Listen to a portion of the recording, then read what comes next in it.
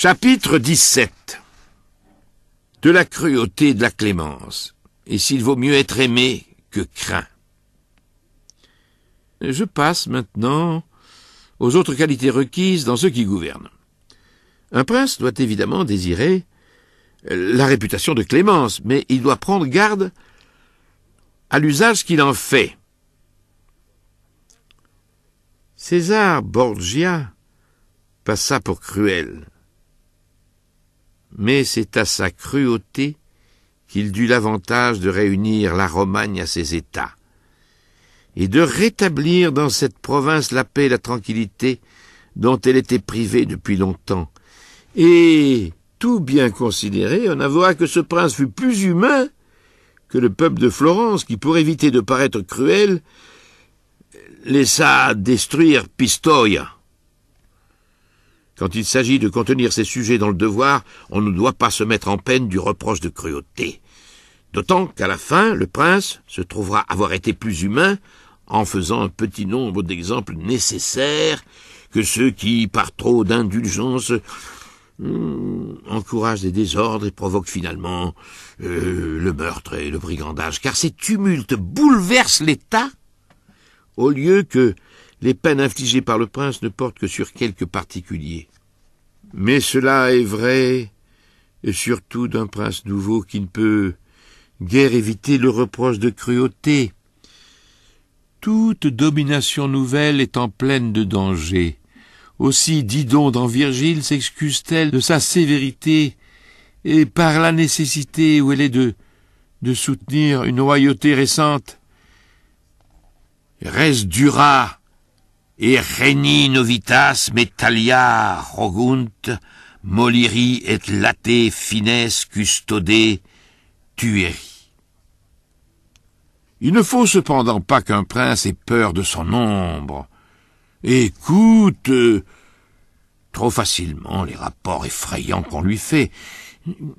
Il doit au contraire être lent à croire et à agir en mêlant la douceur à la prudence. Il y a un milieu entre une folle sécurité et une défiance déraisonnable.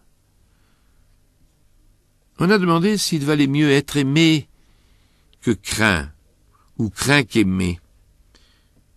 Je crois qu'il faut de l'un et de l'autre.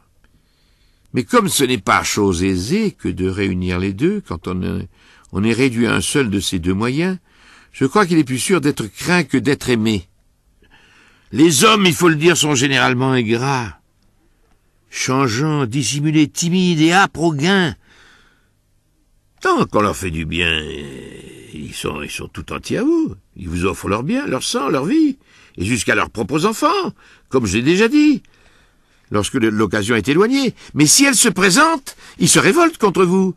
Et le prince qui, faisant fond sur de si belles paroles, néglige de se mettre en garde contre les événements, court risque de périr, parce que les amis qu'on se fait à prix d'argent, et non par les qualités de l'esprit et de l'âme, sont rarement à l'épreuve des revers de la fortune, et vous abandonnent dès que vous avez besoin d'eux.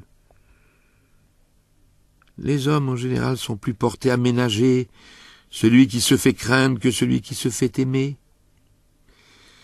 La raison en est que l'amitié, étant un lien simplement moral de reconnaissance, ne peut tenir contre les calculs de l'intérêt, au lieu que la crainte a pour base un châtiment dont l'idée reste toujours vivante. Cependant, le prince doit se faire craindre de telle sorte que, s'il n'est pas aimé, du moins il ne soit pas haï. Or, il lui suffit, pour ne point se faire haïr, de respecter les propriétés de ses sujets et l'honneur de leurs femmes. Et s'il se trouve dans la nécessité de faire punir de mort, il doit en exposer les motifs et surtout ne pas toucher au bien des condamnés, car les hommes, il faut l'avouer, oublient plutôt la mort de leurs parents que la perte de leur patrimoine. D'ailleurs, il se présente tant de tentations de s'emparer des biens, lorsqu'une fois on a commencé à vivre de rapine, au lieu que les occasions de répandre le sang sont rares et manquent plutôt.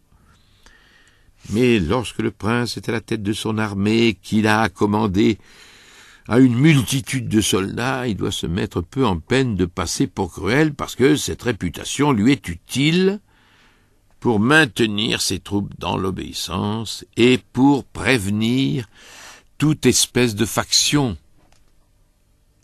Je conclus donc, en revenant à ma première question, que les hommes, aimant à leur guise et craignant au contraire au gré de celui qui les gouverne, un prince doit, s'il est sage, ne compter que sur ce qui dépend de lui, et non sur ce qui dépend du caprice d'autrui. Il lui faut seulement, tout en se faisant craindre, éviter d'être haï.